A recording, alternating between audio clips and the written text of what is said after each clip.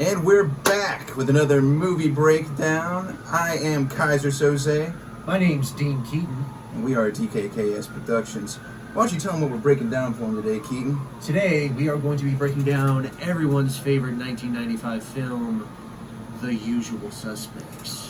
Certainly one of our favorite films, something that we've consistently talked about and watched since we were about 12 years old. And we literally reference every single day of our lives. Indeed. I'm not sure if you noticed there at the beginning, I introduced myself as KEYSER SOZE. Myself as Dean Keaton. Those are the names that we call each other. You'll probably hear it in other videos because we do not refer to each other by those other names. We simply just, it does not happen. I don't even know what other names he's talking about, so. I don't know either. I'm super excited to review this movie. We got a shit ton to talk about, so. Absolutely. So what we're going to do, as always, we are going to pick up a cigar, pick up our drinks, and buckle the F up, Buttercup.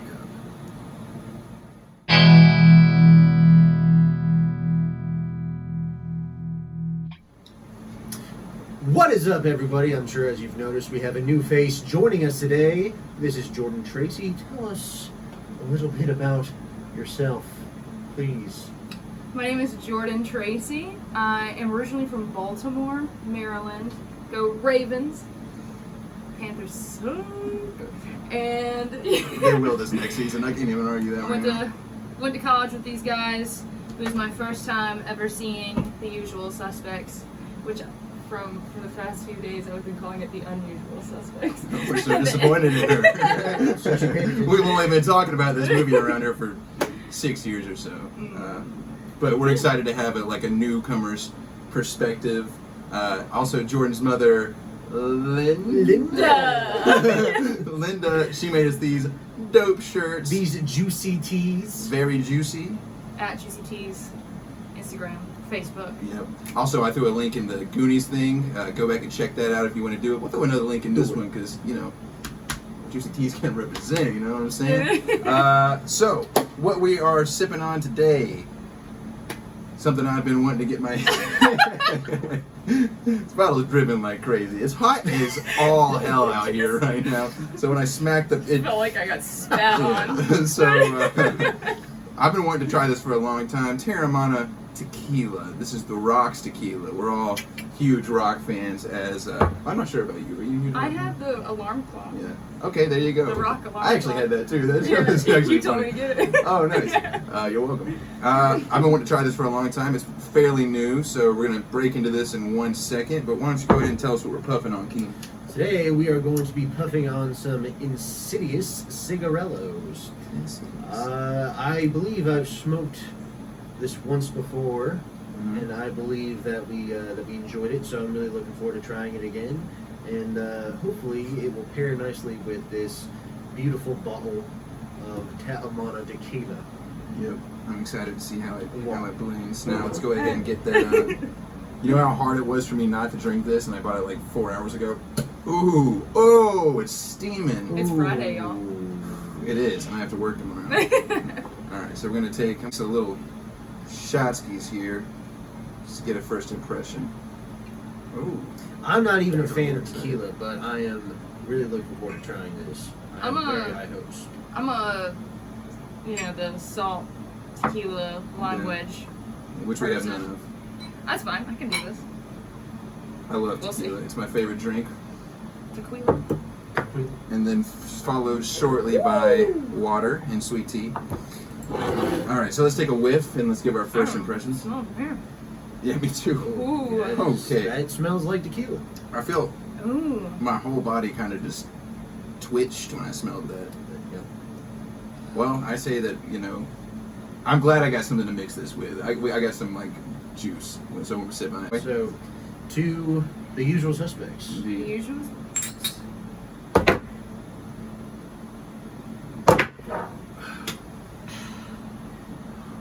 That was smooth as all It was. hell. I enjoyed that. Oh, it's still going. It's still going. I was thinking the same thing. I'm like, actually, you know what? It's still smooth. It's getting a little less smooth. Is it? It's burning a little bit. But they're right here, though. Yeah, exactly. We're And that supposed to feels burn. good. That's how tequila's supposed to burn, right there. Exactly. So shout out to The Rock. Thank you, Dwayne That was Johnson. That was good. delicious. I'm excited That to was really mix good. this with something as well. And we're going to get these drinks made, get these cigars lit, and we'll be back shortly. Let's talk about cinematography a little bit. Now, the cinematographer of this film, his name is Newton Thomas Sigel, or Sigel, or it's Sigel, that's all I know. Now, this guy, I knew he was fantastic, because, of course, some of the shots in this film are incredible. You got the lineup, which is iconic. You got all the shots at the end on the ship, which there are plenty in there as well. But let's talk about a few other things, and then we'll discuss how we feel about the cinematography in this movie. Now, this guy works really close with Bryan Singer, who's the director of this film. I think that he's going to speak a little bit more on that in a couple minutes. But some other films that he's done, and these, for the most part, are Bryan Singer films as well. He's done a lot of the X-Men films, including X-Men Days of Futures Past, which is the greatest X-Men movie besides Logan. He did another film that I think has some of the most incredible editing and cinematography called Drive, which not a ton of people have seen, but it's absolutely incredible. It's nothing like the trailer suggests. It's really the scope of the movie. It's just beautiful, honestly. Some other films that he's done, he did Extraction, which is one of his more recent ones, which I saw recently as well, and I think is absolutely incredible. If you haven't seen that, go watch that. The other film I wanted to mention that he was the director of photography on, that Bryan Singer directed, is Bohemian Rhapsody, which I have not personally seen yet, but a lot of people love, and I feel like I'm getting Very, judged. very sad. I have But not it's seen it beautiful. either, so.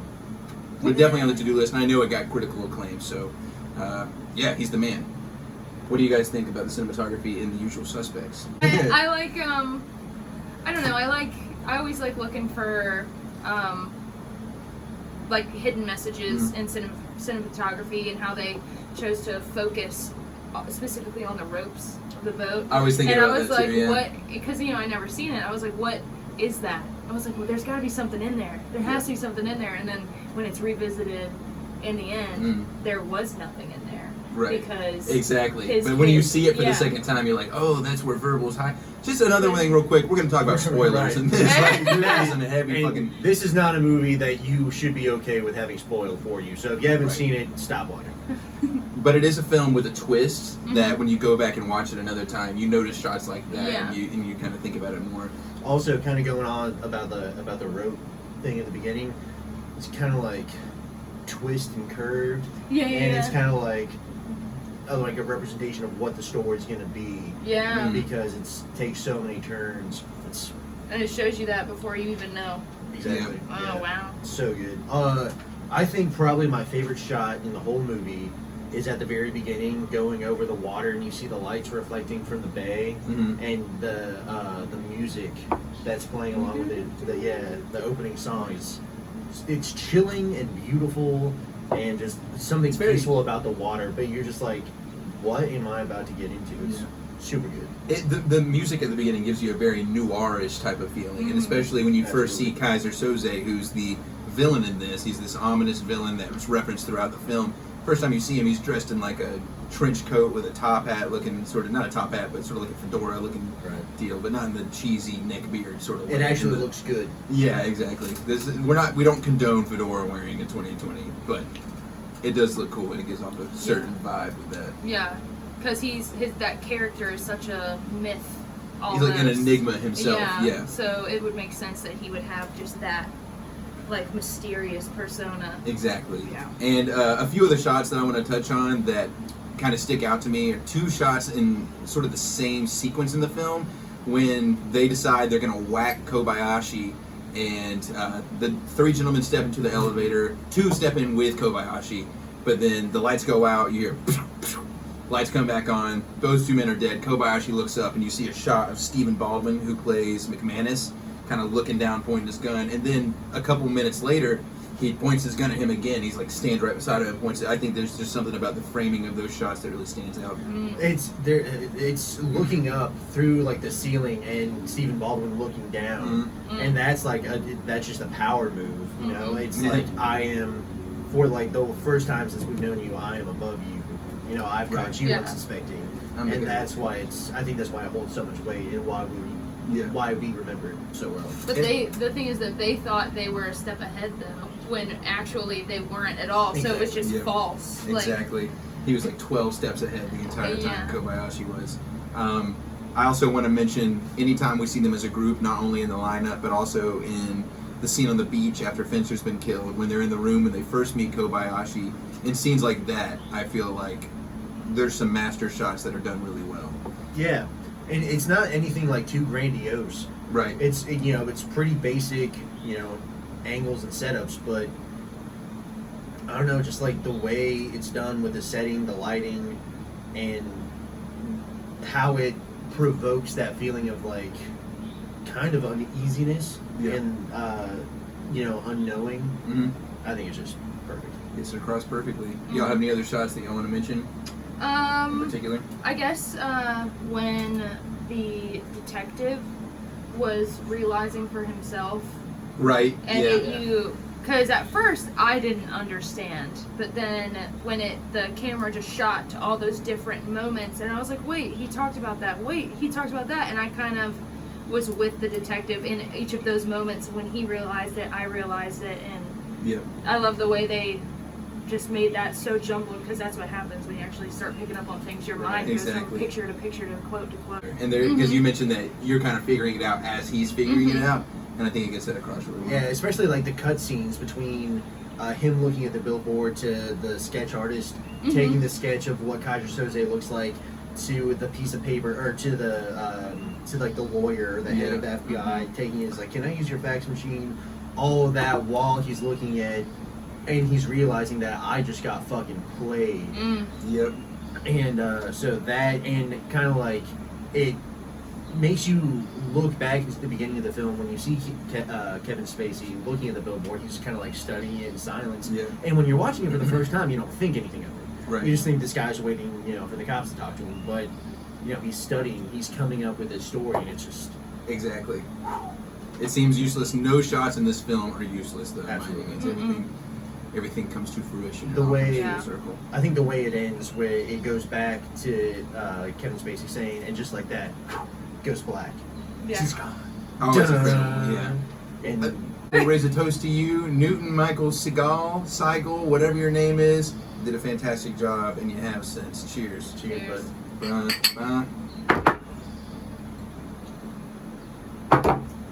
Like, All right, so this is an ensemble film, which means in part it's carried by the performances in the film, and we have a stacked cast in this film. oh, guys. absolutely. Oh, yeah. A few people I want to touch on in particular. I can name every single person in this movie. I feel like, actors included. I want to go through the usual suspects real quick. We have Kevin Pollak as Todd Hockney. We have Stephen Baldwin as McManus. We have Benicio del Toro as Finster. We have Kevin Spacey as Verbal Kent / you guys know. And we have Gabriel Byrne as Dean Keaton. Now, this is Dean Keaton right over here, in case you've forgotten. I am Kaiser Soze, who is also played by Kevin Spacey. So a few actors I want to touch on. Gabriel Byrne as Dean Keaton. I think this was the very first thing I ever saw him in, and the only thing I've ever seen him in besides this is Hereditary. But I mean, the guy absolutely kills it as Dean Keaton. You totally believe, because it throws you two twists at the end. The first twist it throws you is that Dean Keaton is Kaiser Soze, right? Yeah. And you're thinking, okay, yeah, I can believe that because of the way that Gabriel Byrne played him. The twist doesn't hit quite as hard as the second one, but you can still buy into that because there's just something dark about Dean. Well, and it makes sense because you already know he's capable of playing both sides because he's a dirty cop. Exactly. So it would make sense that he's Manipulating all the systems. and stuff. everything. Has his, 'cause- yeah. yeah. He's meddling about. He's doing his thing. I want to talk about one performance I want to talk about that has never wowed me. In fact, there are moments where I'm like, "What are you doing?" I don't even know the guy's name. I didn't look it up. The guy that plays Agent Kuyan. Oh yeah. Wait, am I alone on this? I feel like Oh yeah. Yeah. just some of the. I don't know. The accent seems fake almost. Yeah. There was no dope on that boat. There's just some of the Yeah. deliveries he does seems really. So I just saw that actor in Legend. He's in Legend. Oh, And- really? Yeah, and that's how he talks. Like he wasn't. That's doing- really his voice. That's He's so just like a. There But just seemed. I will say that there is only one instance where he actually wows me with acting, and that's when he's like going on about every criminal that I've put in prison Every cop that owes me a favor, every creeping scumbag that watches the street for the living will know the name of verbal kid. That whole monologue, Yeah. I was like, that is a power monologue, and that's like the only time that I would Yeah. say that he actually impresses me in that movie. So I want to say that I feel like I mentioned how this film has some noir elements to it that kind of make it feel like one of those old murder mysteries, sort of. His acting is very noir to me. It's just it kind of sticks out because it's almost a little too noir. Everybody else is kind of grounded and realistic with their performances. Yeah. I was thinking the exact same thing. Because he is a little melodramatic Absolutely. in certain instances, and you can I tell agree. he had fun in those melodramatic. definitely, He yeah. thrived in them. Him and Kevin Spacey both had a great time filming those scenes together. And there are even some parts when Kevin Spacey's talking where I'm like, he doesn't seem actually sad. Of course he's not. It's one thing to act sad on camera. It's another thing to act like you're acting sad on camera. Yeah. I feel like that shows something. So we got to talk about Kevin Spacey in this Without a film. doubt. Oh my god. I know it's an uncomfortable topic for a lot of reasons, namely the fact that he's probably a serial killer and, you know, Definitely is. he has a few other things under his belt that we don't really need to go into detail about. But holy crap, does he kill it in this film, Yeah, right? yeah. I was thoroughly impressed because like the whole time I was thinking, what is this character? I was thinking, okay, Kevin Spacey. He's just sort of like the narrator. Yeah, he's the narrator. It's like the kid in Sandlot. Like he was just the nothing Right. kind of sidekick the whole Exactly. time, and he was the narrator, and that's kind of where I thought this was going. Yep. Not knowing like he was manipulating me just like he was manipulating everyone in that movie. So yeah, it was amazing. He does a great job of coming across as somebody that could never be capable of doing anything malicious or. Mm-hmm. But then they throw you a curveball about halfway through. They show him shoot this guy who's just sitting in the van, and he's not really doing anything that warrants being shot, but he kills him regardless. Yeah. And at that point, you're and thinking, it holds on him. It holds on him for a second. You just like realize like, okay, Yeah, he's like, got a okay, little bit of- Yeah. I was like, oh shit. but there's something about the fact that they show you that. I almost feel like that was done to throw you off a little bit, just in case you did start to suspect, like maybe he is. Then they show you that, you're like, oh no, it's a little too obvious at this point. But no, yeah, he's one of my. Before everything went down, I had Kevin Spacey in my top 3 favorite actors of all time. Yeah, and I kind of want to talk about like what he did in preparation for his role. Yeah. He like went into a home that takes care of people with CP, Mhm. and he talked to them and he studied them and like the way they moved and the way they held themselves, and like really committed himself to learning how CP works and like what it does to your body, and he brought that to his character, and because he does it very convincingly, and to have the body awareness to be so specific with like every little thing, especially when it comes to something like CP, Yeah. it's it takes a lot of dedication Yeah. to study that and to really bring it across believably on camera. Right. Quality. This is the first movie I saw that like really got me going. Like okay, like movies, like I want to watch more like high concept films. Right. This is what really got me started into watching movies. And ever Yeah. since I've been looking for a film kind of like this that makes me experience what I experienced the first time I saw it, like this. Absolutely. And I have yet to find it, but we'll get more onto the experience of it a little bit later. But for now, should we raise a toast to the fantastic performances in this film? Well done. To you all. Cheers.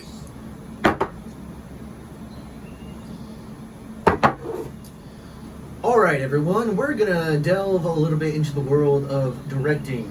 A little Direction? bit. What the fuck did you just say? We're gonna talk about directing. Woo! So Bryan Singer directed this film, and he directed films such as X-Men X2, and he directed Valkyrie and Superman Returns. So the guy's done some stuff, but I definitely think this is probably, in my opinion, the best movie he's directed. That's just personal opinion, which is fact for the rest of the world. I would agree with that. In fact. But he really did a really good job of helping these actors build this ensemble of a cast, because it's kind of like the way they work together and the way that they kind of play off of each other in every scene is really, really, really incredible. And there's one scene specifically that I think Bryan Singer really hit the nail on the head and that is when he's going into Kaiser Soze's backstory. Mm-hmm. Kind of like where his origin story, I guess you can say, where Kaiser Soze comes from, who he is. And I like to think that when Verbal is telling that story, that he's like, you know, like he's telling what really happened, like To Kaiser, him? yeah, to him, to like who Kaiser Soze really is. He's telling the truth Right. about, you know, what he did and killed his family, you know. But I think he's like kind of just be like, yeah, you know what, like I'm gonna admit to doing what I did just to fuck with you. Exactly. And I think Because that's he's that much power. yeah, I think that's just really, really solid. Just, you know, like kind of the way it looks on camera, aesthetically, it's wonderful. It's great. Mm-hmm. But I think overall, this movie from start to finish has you just invested 100%. And I think that starts and ends with the director. I agree. Yeah. And I feel like this is one of those films that wouldn't have worked so perfectly if there wasn't a great collaboration going on between director and writer. Yes. Exactly. Because yes. you can tell that Bryan Singer had a very clear vision, or a very firm grasp on Christopher McQuarrie, who's the writer, on his vision, and he put it together perfectly. Yeah. Exactly. And when there's not good, you know, collaboration back and forth between the writer and director, the whole movie turns to shit. Exactly. What do you think, J-Trey? Oh yeah, I was thinking like the relationship between a writer, director, and cinematographer has to be, if they're not all on the same page, then it's not gonna portray what they want on the screen. So it was definitely very apparent that everyone involved in this knew exactly how awesome it was gonna be, because they all gave 300% in each of their roles. Yeah. And it tied together and made this amazing movie. So. Right. And the film and the response to the film, I know that this is not a film that almost everybody knows. You can't walk up to most people and be like, have you seen The Usual Suspects? And they're like, you won't get, okay, here are 2 reactions you will not get if you ask somebody if they've seen The Usual Suspects. But you won't get, yeah, I have. If somebody has seen The Usual Suspects, you're going to get a, Like, yeah. yeah, no, I've seen it. Yeah, Yes. and then they're going to want to talk about it because you can't really talk about it with many people. I was actually having an in-depth conversation about this last week with one of my coworkers about it, and he said that he saw it in theaters, and like the whole theater walked out, and they were just. Yeah. And I kind of wish I could have experienced that. I'm glad that every time I show this film to somebody, I'm glad that I get to experience a reaction though, like that sort of. When we were showing it to J-Trey here, I was kind of focused on the movie as much as I was. Like, I was like watching. I was like, yeah.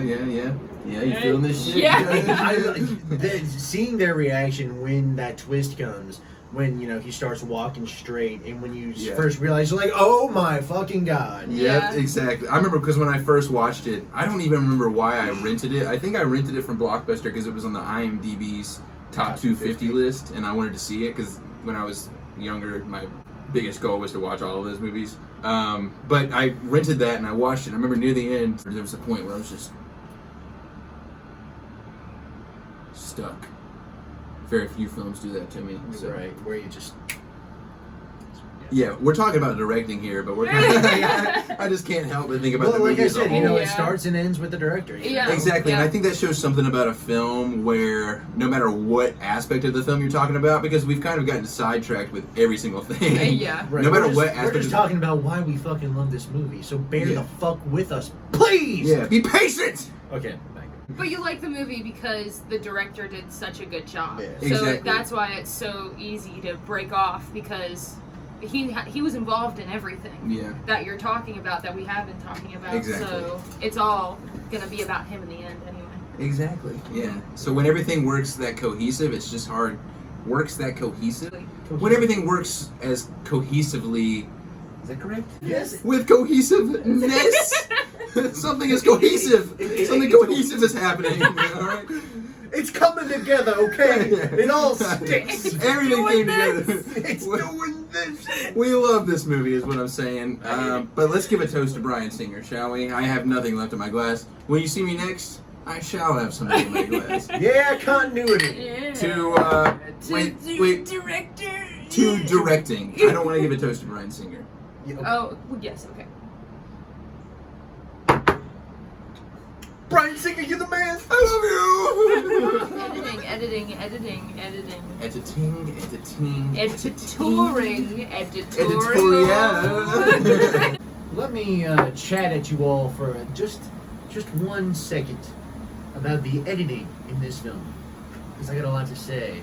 John Ottman, that's the name of the editor, and he and Bryan Singer must be thick as thieves, because pretty much anything that Bryan Singer has directed, John Ottman has worked on as editor. And also, something I am really excited to talk about is the fact that John Ottman is also a very accomplished film composer. Exactly, yeah. He did the score for movies like The Nice Guys, and of course he did the score for this one. Because the score in this movie plays a big part. Like, you hear it in the very opening scene. Right, the theme song, the little piano. Yeah. Yeah. That was actually us.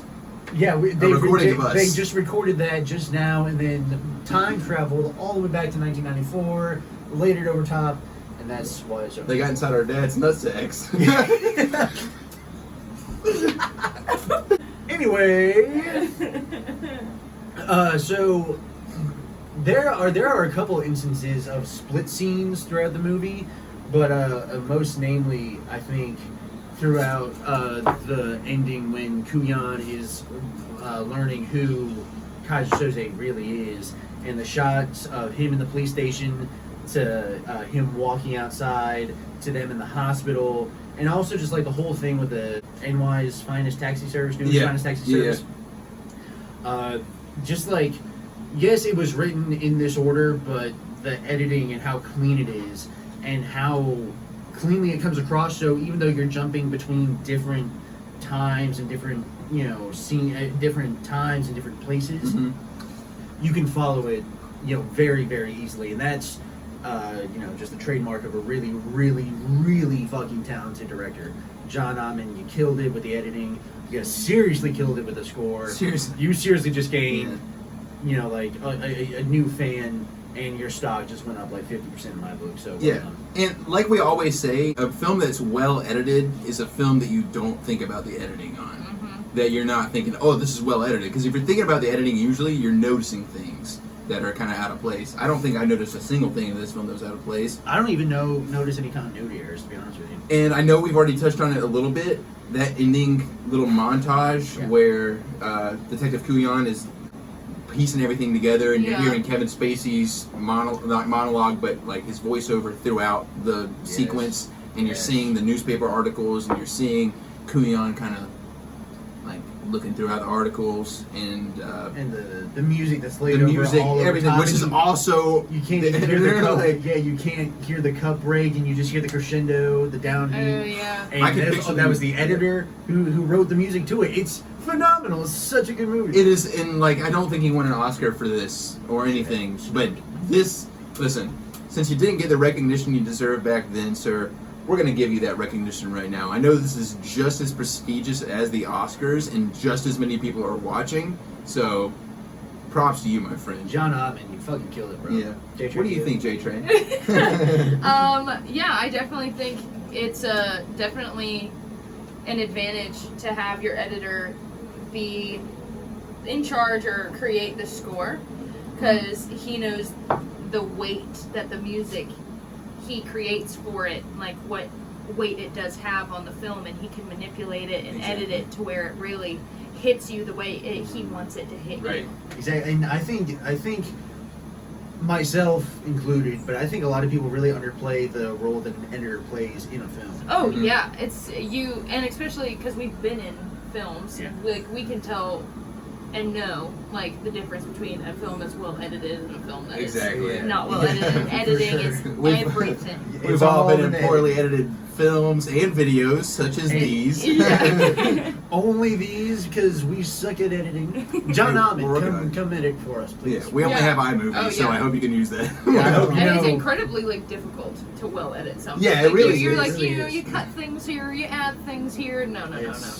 But I think that you brought up a good point with how the fact that since he is an editor and a composer, I feel like oftentimes the editor and the composer have to work as as what's the word I'm looking for? Cohesively? I feel like they have to work as cohesively as a director and a cinematographer do. Yeah. Because certain songs or certain pieces of the arrangement are written for certain parts of the film.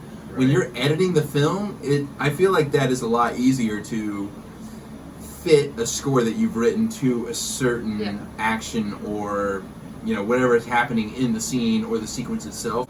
I feel like in this film there are more sequences than scenes that really stick out, and it helps add to any element that they may be trying to bring to the forefront in all of these sequences. Right. Yeah. Do we have anything else we want to say about the editing of this film? Other than how awesome it was. It's incredible. Yeah, what are we it's talking like, about? What are we talking about editing right now? Yes. Hey, listen, the Terramana is hitting a little too hard right now. The The Rock. Terramana is Hey, shout out to The Rock. caught between a rock and a hard place. Hey, I'm the hard place. This is between me and The Rock. Oh my God! John Ottman to John Ottman, fucking just talented ass filmmaker. Yeah, adding a huge all around chunk to what this film is. Yeah, for real. Well done. Well done. Just pulling on myself. Well done. Yes. Nasty.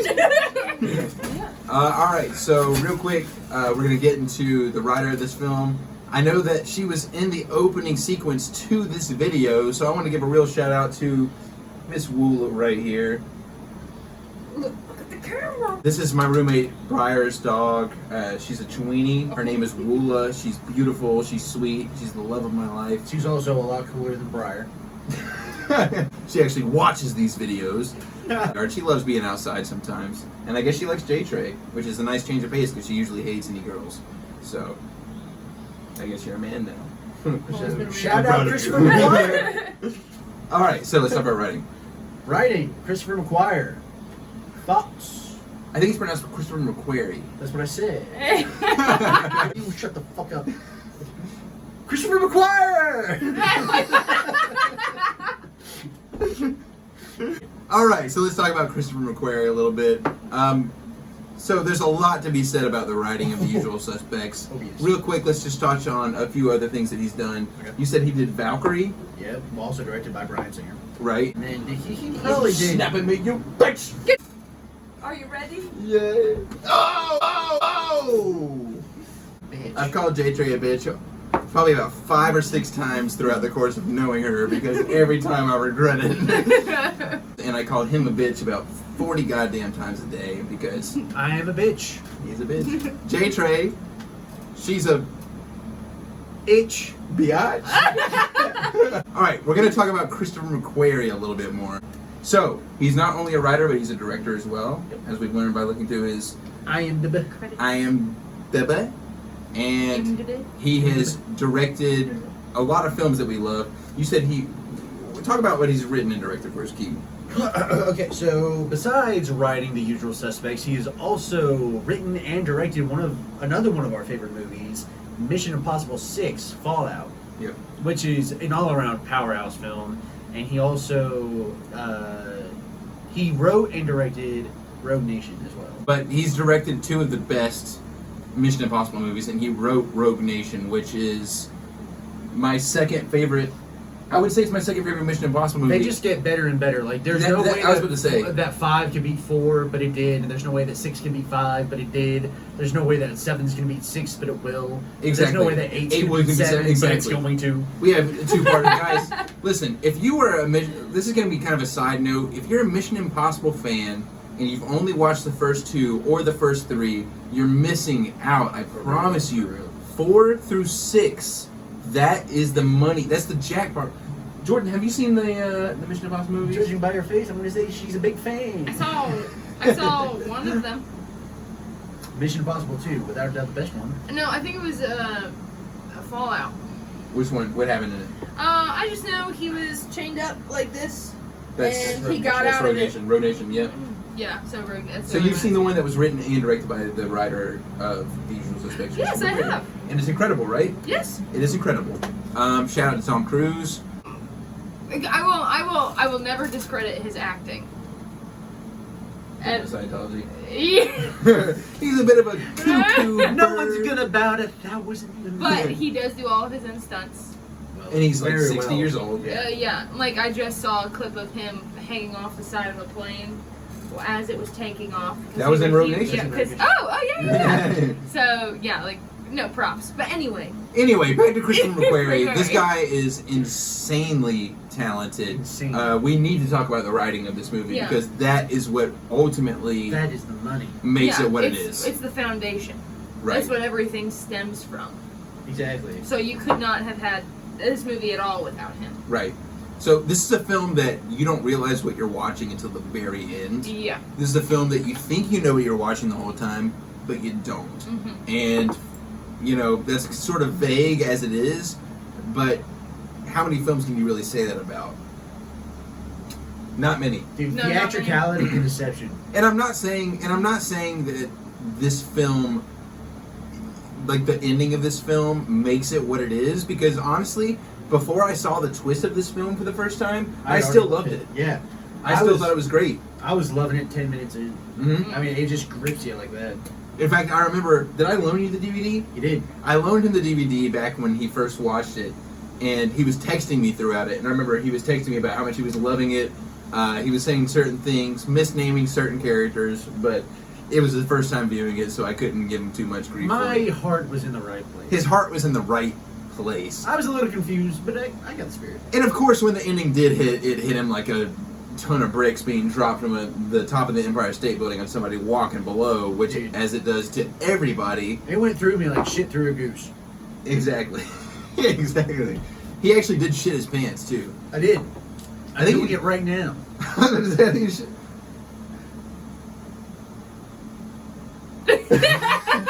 The writing in this film is just absolutely spectacular. I'm going to go ahead and I want to give like a little layout of it. So the whole film, you're watching a story being told by a guy in an interrogation room. And it seems as simple as that at first until the end. But even just watching that, it keeps you intrigued the entire time. There's no really slow parts of the story. Not from the beginning to the end, there's nothing that happens that'll keep you a little bored, you know? The ending, of course, is, in my opinion, the greatest twist in all of Oh, that's not just movie your history. I mean, even WatchMojo.com lists that as the #1 greatest twist. Does it? Yeah. Okay, yeah, no, I think it's a pretty common opinion for those who have seen the film. This is the greatest twist of all time. Because I can't even think of any other film that has a twist that hit me the same way. Even... Can't confirm. Sorry. Oh, hey. It fades right into the feet, and you know, Starts it goes walking straight from it comes Yeah. from the limbs, walk from straight into the regular walking, and then it's just like he's riding off in the sunset. It's pretty badass, and just great performance by Kevin Spacey, general. So Exactly. that leads Yeah. up to that moment. So, if you're looking to follow him on anything, I'll do you a favor until you don't. But look out, it's your boy Briar. That's the only handle that matters. I moved away from it. It was an iconic handle. It's just Briar Boggs. Oh, Briar okay. Boggs, yeah. And like I Unless, said- unless you want to find me on Snapchat, you know what I'm saying? No, don't, hey, Do not find him on Snapchat. don't find him on anything, please. Okay, now that that asshole's gone. What were those? Oh, God! So for now, let's just give a toast to Christopher McQuarrie. McQuarrie. McQuarrie. Well done, sir. Okay. Moments. Some moments in this film. I want to go ahead and say, you kind of touched on this a couple times tonight, but kind of like the community that they all have, and the fact that they all know each other when they already go into the lineup, because you can see in the lineup that they already have a good relationship. Yeah. Like they all know each other. Right. Besides obviously Verbal. Fenster and McManus, who are partners, you know, Right. they've all either worked together or have heard of each other. And then, you know, Verbal, the man with the plan. Well, didn't they say that Keaton had worked with Verbal on another job? He said that They he served time. he served time with him Oh, he for served time with him. what was So it, that's like how they- fraud? Yeah, for us. Something like Okay, that. okay. But yeah, so they've all, you know, had encounters. And the way that the characters are introduced, before even the lineup, you know, when they go into Todd Hogney's mechanic shop, or Right. when they bust Keaton at the Yeah. restaurant, or when they, you know, pick up McManus as he's It's- sleeping. Don't you fucking pigs ever sleep? No, And- it's just great. To tie in with, I know we already talked about editing, but some of those transitions, like when they were all getting, picked up. Yeah, like those some of them just like flowed so well. Yeah. Mhm.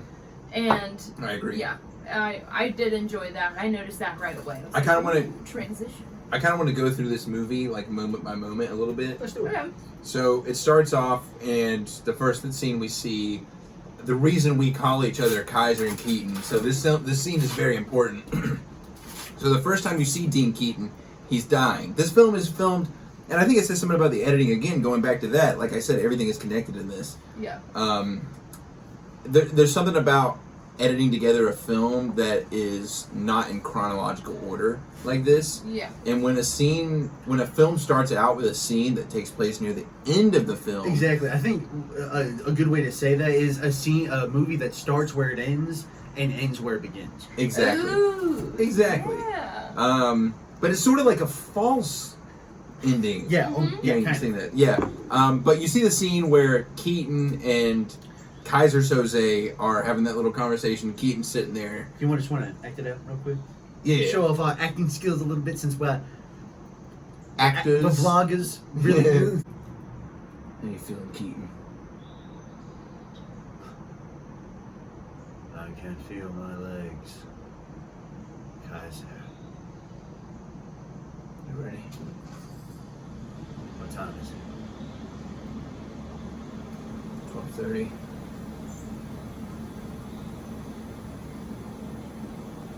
But yeah, so that scene obviously, means a whole lot to us because that's the scene that whenever we saw each other at school or the gym or whatever, Yeah.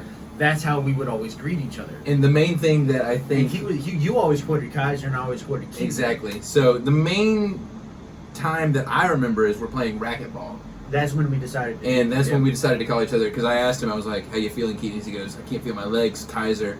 And we kept calling each other Keaton and Kaiser kind of throughout this match of racquetball, and then we're like, "You just want to keep calling each other Keaton and Kaiser?" And that was. And then we changed each other's names in our phones to Dean Keaton, Kaiser Soze, and since then it's just It's been 10 years. it's history. and And Yeah. if you've met us along the way, you know exactly what I'm talking about. I've never heard them call each other Ian and Charlie. Never. And I think Never. the last time anything happened was he called me Charlie back in like It's like- sophomore it- year it of was high junior school. year, 'cause I was Junior in year in high post row. school, and he literally beat the hell out of himself for it. I laid into myself Yeah. real hard. It was a just weird kinda moment. Sounds wrong coming out of y'all's Mhm. mouths, like calling each other your actual I don't think I name. could say his actual name. I don't think that my You just vocal cords can It handle it doesn't exist in Like- my life. So Okay. we have the scene at the beginning, which means a lot to us personally. A few other moments that stand out to us throughout the. I think we've talked about a lot of our favorite moments throughout different segments. Yes, J Train. I wanted to say the trivia that Oh, yes. my friend Joe Willie Joe told Willie. told me. Joe Willie. Joe Willie. He told me that in the lineup scene, what's the guy that kind of talked Benicio del Toro, yeah. Fencer. Yeah, Fencer? Finster. Finster, okay. Finster. So during that, right before that scene, he had some really bad food. And so you notice like they were laughing during that whole lineup scene. It's because that bad food made him fart like A lot. a lot, and it smelled so bad. And they were stuck in that little room, in the lineup room together, and they were all smelling it. And that's why they were all laughing. That scene probably took all day to film too. Yeah. It took a whole day to film. Probably. I mean, like filming a scene in the movie takes literally all day. Mhm. It Yeah. takes a long time. So yeah, they filmed it and they couldn't stop laughing, and I don't think they could air out the room. Probably And time not. is money. No, but Brian, I remember reading that on IMDb.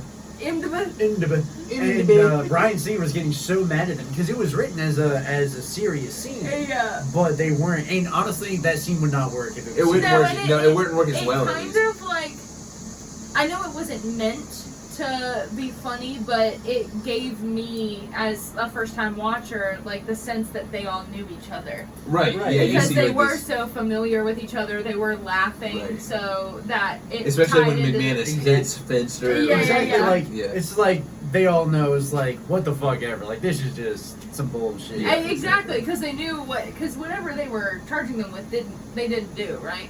Todd Hockney. Todd Hockney did. Todd Yeah, Hockney it did, comes okay. out a little bit later when Kobayashi's like, "You did this And against Kaiser Soze. one You, month ago, it was you- revealed that Mr. Totney And- robbed an armored truck filled with." And then they all look at him, and Kevin Paul's just like, But by that point, that's so insignificant that yeah, like, he's like, who the Yeah. fuck cares? The fucking armored truck.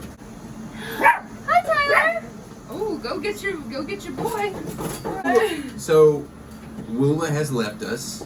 My other roommate got home and she went to go say hi, but She I'm smelled sure the she'll be food. back. She smelled the food. What the lineup, yeah. So it kind of, I know it wasn't meant to happen, but it ended up kind of just fitting perfectly for me, like establishing that they were in some kind of a relationship with each other before they even established that they had knew each other Right. prior. So Right. Yeah. So that's obviously an iconic scene. It's the cover of the film. It is, I think, the logo for the production company that produced this film as well. Because I've seen it on a few other films now, including Mission Impossible. A few of those. Remember, we see the Usual Suspects lineup, and I can't remember the name of the production company off the top of my head, but yeah, it's iconic. I had Seriously. no idea anything really about the movie, any of the cast or whatnot, and like every person that popped up on the camera, I was just like, oh shit, Yeah. oh shit, oh shit. Let- and like, Let's go through one by one and talk about moments that stood out to us. I'm sure we'll all have moments that share. Yeah. But I was just going to say the opening scene, the lineup scene, the scene where they meet Kobayashi, the scene, well, actually kind of unchronologically, the scene of them all four in the jail cell, not all four, all five in the jail cell. Yes, And they're that's a talking great and they're, scene. this is the That's first a time we great really see them talking to each other. The scene where they decide they're going to whack Kobayashi. The scene where they're planning, they're sitting in the van talking about what's going to happen with when they attack the boat, and they're talking about it's You raining said in it's New York. raining in New York. Yep. Great, great line. Great line. Yeah, it kind of It held so much weight. there's just It held something about it. Yeah. I've He's always thinking about home. I've always looked at that as like the news said it's raining in New York, as in like this is kind of like a metaphor for this is about to be like a storm. bad fucking night. Yeah, exactly. Of course, when they're storming the thing itself, the entire interrogation between Verbal Kent and Detective Kuyan and the ending sequence. Those are the things that stick out to me. I know I just took like every single good. The whole movie's incredible, but I just took the iconic moments and Right. claimed them for my I own. have a so- couple more that I Okay, want let me to hear. talk about, but Yeah. no, Jordan, please, you pick one. one. Oh no! Only one, Eh. lady. I mean, I always love a good like background, montage kind of thing. So I definitely like them all getting picked up and like introducing each character. I'm always a fan of those scenes, just so I know who to pay attention to. Because if that's not like presented to me, then I'm looking at everyone Right. to see like what is going on. And even though, well, yeah, because Verbal wasn't. Did he have a pickup scene? No. A pickup scene. What do you mean? When the When the police pick him up? cops- Oh no. No, he didn't. Haha! You just see him kind of limping He's just down there. there. Exactly. And Yeah, you find he's just out there. eventually he set up orchestrated it. right. And Yeah. if you're watching Good- this the good second catch. time, I you'll never pick thought you'll about pick that up. I didn't pick that up until she said that. Yeah, but I just realized that does Good make call. sense Good considering call. that he orchestrated the lineup. Yeah. Shabam. So yeah, good one. Some ones that you didn't hit on, but you hit on earlier, were so when he's telling the story of where Kaiser Soze came from, and he has two really great lines in that scene. One is just like, and just like that, he's gone underground, a myth, a spook story that criminals tell their kids at night. Right on your pop. And Kaiser Soze will get you. And Kuyan just kind of like chuckles. He's like, okay, yeah, like that's kind of that's a good one. And so there's that. And then there's the lines, the greatest trick that the devil ever pulled was convincing the world that he didn't exist. And that's because that's my what gosh. I remember your reaction to that scene. That I was like, moment. yes, because that's the same reaction I had. Because it's such a good line. Oh my gosh! And it Yeah. holds so much weight because that is exactly what he is doing as he's like saying that line. He's Mhm. like, I'm convincing you that Kaiser Soze is a myth, a made-up person that doesn't exist. Right, I'm But acting. he does. Yeah. He's acting like he believes in them so convincingly that it almost makes Kuyan convinced that he doesn't exist. Yes. Yeah. And it's misdirection. It's Yeah. Theatricality At its finest. and deception. I- Powerful agents to the uninitiated. But we are initiated. Aren't We we, Kuyan? But no, I remember hearing that line and immediately like saying out loud, "What a line!" Yeah, what a great line. It's Yeah, one of the like- most quotable lines ever. And I remember her Yeah. saying, "What a great line," because I was like, That's "Yes!" Yeah. Because that was the same reaction we all had. Yeah. And then it made sense because Yep. that's him. That he's in it essentially in that moment. He's saying that he's the devil. Exactly. And that's so interesting because the devil is supposed to be beautiful and like not look like Yeah. him. Kevin Spacey. And Kevin Spacey, it seems very innocent Right. in this He entire does a movie. good job of portraying So, that. so yeah, and then that gets you into like that symbolism. It's great that casting. he's been, Yeah, oh, for it's real. wonderful casting, Yeah. and it gets into the symbolism of like good and evil and what Mm-hmm. is evil, and then there's that all of that junk that we do not have to Yeah. get into. But wow, that just unlocked so much. So you said you started talking about the devil a little bit. That Kaiser Soze is the devil. Yeah, And when there's a line that Kevin Spacey has, he was like, Kuyan's like, he was your friend. Why didn't you help him? You had a gun. You could have killed Kaiser Soze. And he says, how do you shoot the devil in the back? And he holds up his hand because he has CP. He says, what if you miss? yeah. It's, because it's like the greatest trick the devil ever pulled was convincing the world that he didn't exist. And He did a great job of convincing not only Kuyan but the audience For why real. he was too scared to do anything when For real. Kaiser Yeah. Soze was doing that, because throughout the film it just keeps getting shoved down your throat.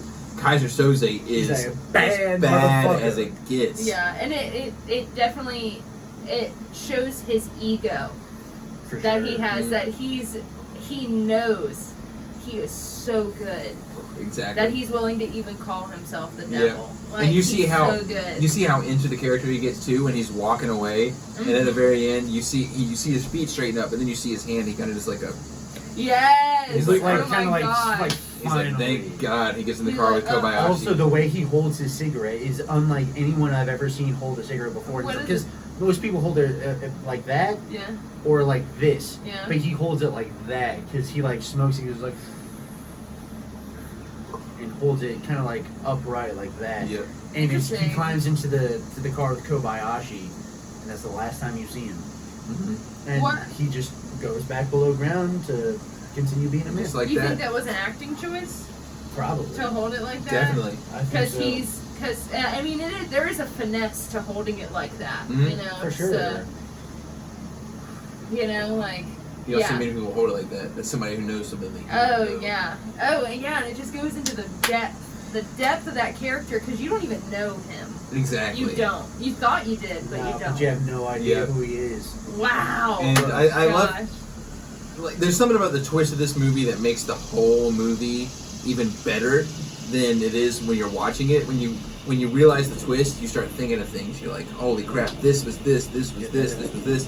I saw it again with her. Yeah. Do we have any other moments that we specifically want to discuss? I mean, the whole movie, honestly, every single scene in this movie, from the big iconic ones to the scene where Dean Keaton is talking with Verbal Kent in his little flat, Yeah. and when they find Finster, and Oh, that's another one I meant to talk about.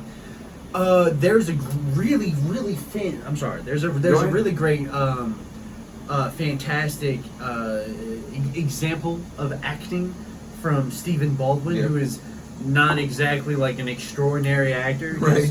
This is literally the only thing I've ever seen him in. Same. But when they find Fenster has been killed for backing out of the job, right before this, McManus is really pissed off at Finster for bailing. Because he's just like, he was my partner, like, he and I were in this together, and he's just out, fuck this guy, I'm gonna kill him. He even says he's gonna kill Finster. And then they find him, and he's immediately like, my like one. If you just want to fuck me. Anyway. He's like going on about to Hockney. He was like, he and I did more jobs and saw more money than we could even count. So fuck you. We're gonna go and kill this motherfucker. We're gonna go and fuck this shit up. And now it's and there's just an entire ocean of saliva that flies out of his mouth, and he must have had like 10 gallons of Minute Maid lemonade, and just like. Really just like let it like marinate in his mouth for a little bit before he did that scene, because there is an inordinate amount of saliva that just came out of he his. just expectorates like a goddamn. You notice it. Nobody has. I've never shown this film to anybody where they haven't been like, "Wow, he just spit a lot," Yeah. including myself. Yeah. So yeah, those that's great acting. That's a great moment. right. So those are some of the most iconic moments that we can think about. Of course, the ending is the most iconic. Without a doubt. Everybody who's seen it knows what we're talking about. Everybody who hasn't seen it, why are you still even watching this? I know you just You need- ruined. yeah. You Yeah. just ruined it. First of For real. all, like, It's such an amazing discovery. right? It's like- don't ruin yeah. this for yourselves. But yeah, Yeah, for sure. gosh. All right. But To we all need more drink. to the usual suspects. To the usual suspects in For general. real, Usual this is Suspects. top 5 favorite movie. It's my number 3 favorite movie of all time. What's 2 and 1? Or We'll John get to Wick? that. We'll get to that. No. Oh no! Oh no! Wait, John Wick's let's not go ahead and top stop five. this. We're not stopping. We're going to record for the rest of our fucking lives because That's what YouTubers do. that's what YouTubers do. They vlog. They record the most mundane shit. We're stopping. If you smoke a cigar and Yours it's is so oddly shaped. mine's all Look fucked at, up. what the fuck did you do to that? You did that when I gave it to you. I did not. Okay. All right. So shall we? So real quick. First of all, shout out to Linda at Juicy Teas, who does not only make juicy teas, but she also makes very juicy koozies. Very juicy. Juicy Cruise. As you can see, this is our production company. I don't know if you ever heard of it, but it's ours. We own it. We created it, and we're doing stuff with it right now. I don't know if you ever heard of it, but if you watch this video, maybe you will hear of it eventually. D.K.K.S. That's our production company.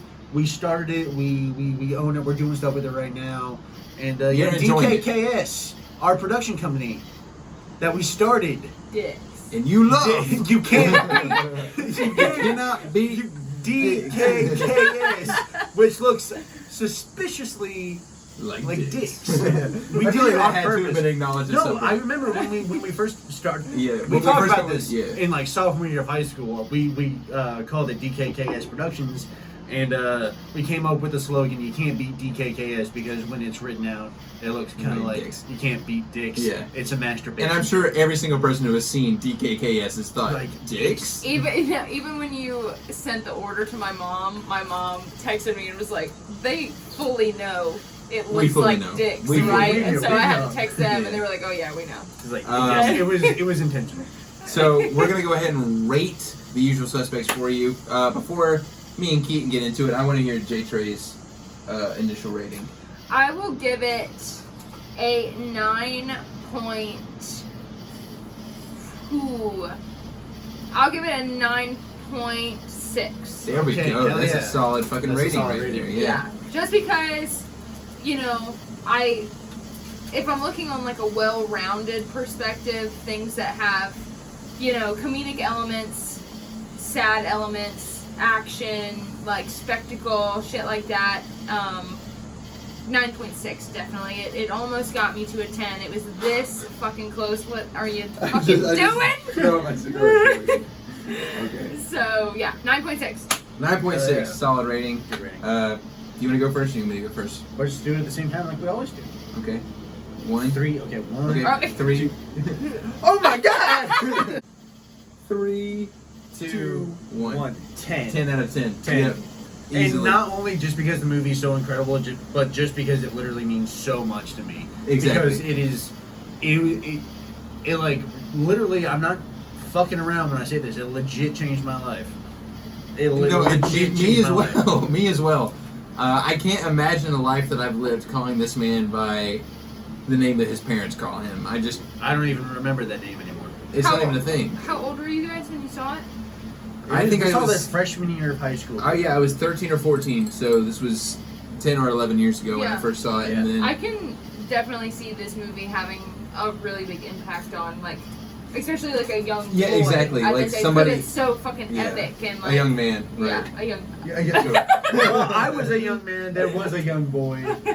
When, No, young. I boy was a is young boy, and then I definitely saw this, and then I he's was only a young 12 man. years old. an old Still. boy. Matthew young man. Hopkins, you know what I'm talking about. 12-year-old Kaiser over here. It has to be a 10 out of 10 though, and it only makes sense that this is the first film that we did that we both gave it Without a a 10 out of 10. Yeah, I knew it would be. I knew. And you know, I love that somebody who can see the film at 24 years old can give it such a high rating as well. It's a movie that, regardless of age, whether you can you're a appreciate young it. boy or you're an old woman, you can deeply enjoy this movie. Yeah. We've discussed everything about it that makes it as great as it is. Mhm. So now, since I chose this film for this time, I'm going to push it over to Mr. Dean Keaton right here and see what he has in mind for the next movie breakdown that we have. We're gonna do a little bit of a new thing. Next week, we're gonna do 1978 Superman. Oh! All right. So I am super excited for this one. Sort of a relation to The Usual Suspects. Yeah, we're going in a different direction, but a direction I'm really excited for. But we're also throwing back to our good friend Richard Donner, who directed The Goonies. Oh, I'm excited for this. Yeah. So Yeah, this is. So we're going to talk just a second. This is without a doubt, for always and forever, will be the best Superman movie ever fucking made. No Sure. disrespect to Zack Snyder or Henry Cavill, because I love Man of Steel, right. but yeah. Exactly. but 1978 Superman with Chris Reeve is just the It's something definition of else, Superman. right? It's Yeah. so fucking good. And I like that we're. And it's so ahead of its time too. I think. Yeah. I agree, and I like that we're I delving like into a that. genre that you and me, and perhaps Jordan. I'm not sure where your superhero. No, yeah, I've Yeah, seen yeah, that yeah. one. Yeah. Hell yeah. So it's just something that superhero the genre of superhero films is something that will not end after Superman. Let's just say that. For sure, This is a for good sure. beginning to it, though. I feel Yeah. like. It is. Yeah. So I'm super excited for it. I want to give a special thanks to Miss Jordyn Tracy for being our guest of honor this week and for rocking the Sweet Panther shirt. I want to give a special shout out to The Rock for Terramana Tequila. As you can see, Yes. it's gone now. It's gone. And I want to give a shout out to let's see here, Coors Brewery from some stupid ass state that I've never heard of, Colorado. I think that's how. Nobody cares about anybody from that state or the state itself. So. Yeah, I definitely. That's my least favorite state. I hate everyone from the state, Yeah. including myself, because I was born there. Special shout out to Keaton's Hair, which couldn't join us tonight. I'm sorry, I left it back in my apartment. I was in such a rush, I forgot it. Sorry. But yeah, this was a lot of fun. Honestly, you know, I hope this video isn't 2 hours long already, But it's going to be, and we don't give a fuck. we could have made it 10 hours long. We could have made it about 5 times longer than the movie You know, itself. I'm not kidding you. We could have made this. How long have we known about this movie? 10 years. 10 years. We could have made it 10 years. We could have long. made it 10 years long. It's Because something we I talked could've about talked it often. Yeah. If you know, I don't want to go too much more into it. I know we broke down our favorite moments, but like I said, every moment in this film is something that sticks out to me, and it truly is a film that. And I know that we always say we hold these films near and dear to our hearts and stuff like that, but that's because, hey, we run the channel. We get to choose what films we do, and it's Hell always yeah. films that we love. This Yeah. film in particular is, there's only 2 above it for me, really. So, For sure. to the entire crew of The Usual Suspects, to the movie itself, and to Jordan, and to Linda. From Juicy Tea. Thank you guys for having me. Love this movie. So happy you guys recommended it. Yep. Yes. And show it to you. We've Yeah. been recommending it for years, but she Yeah, finally. yeah, Cheers. Oh God. Oh Lord! Chug it! Chug it, yes! And that's why we're friends with her, because she can hold her alcohol like a boss! And there we have it. Join us next time for For Superman!